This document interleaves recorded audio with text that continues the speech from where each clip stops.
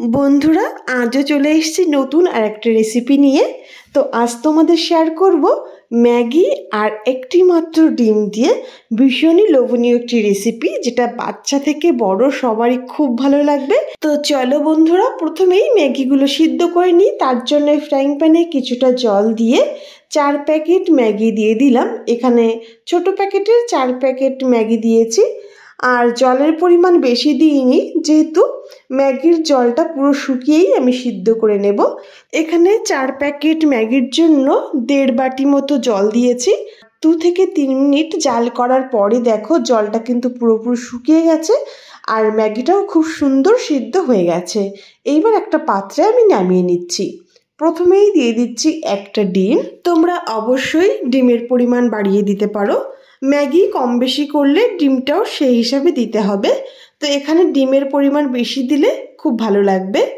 তারপর অ্যাড করলাম কুচনো পেঁয়াজ এবং কুচনো টমেটো। এখানে মিডিয়াম সাইজের একটা পেঁয়াজ দিয়েছি আর একটা টমেটো ঠিক একইভাবে কুচি করে দিয়ে দিয়েছি।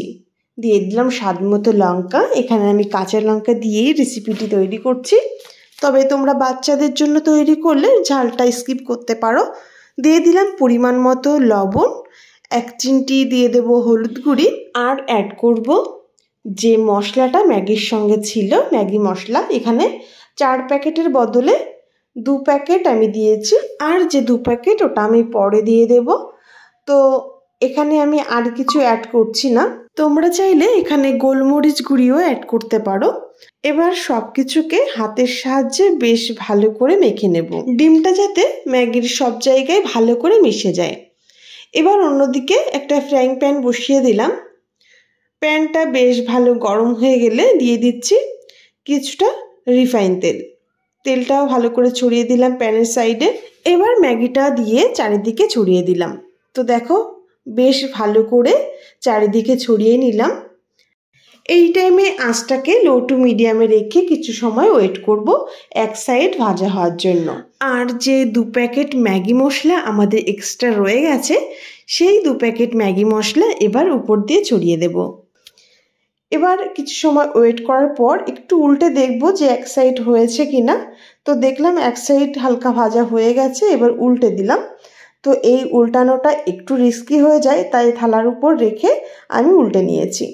তো আরও 3-4 মিনিট ওয়েট করব অন্য সাইড ভাজা হওয়ার জন্য। তো আরও 2-3 মিনিট মিনিমাম হয়ে যাওয়ার পর তো আমি একটু দেখে নিলাম যে ভাজাটা হয়েছে কিনা। তো মনে হলো ভাজাটা হয়েছে। তো এবার আমি উল্টে নামিয়ে নিচ্ছি।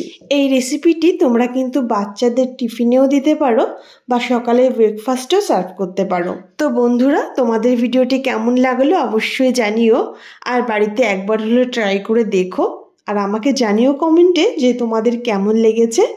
তো বন্ধুরা, যারা এখনও আমার চ্যানেলটি সাবস্ক্রাইব করোনি, প্লিজ সাবস্ক্রাইব করে আমার পাশে থেকো তোমরা। এবার 4 কোণা শেপ করে মাঝ বরাবর কেটে নিচ্ছি। তো এইভাবে কেটে টিফিন হিসেবে দিতেও কিন্তু বেশ সুবিধা, আর বাচ্চারা তো এইরকম রেসিপি পেলে খুশিতে তাদের মন ভরে যাবে। তো বন্ধুরা, আজ এ পর্যন্তই। দেখা হবে নেক্সট কোনো ভিডিওতে।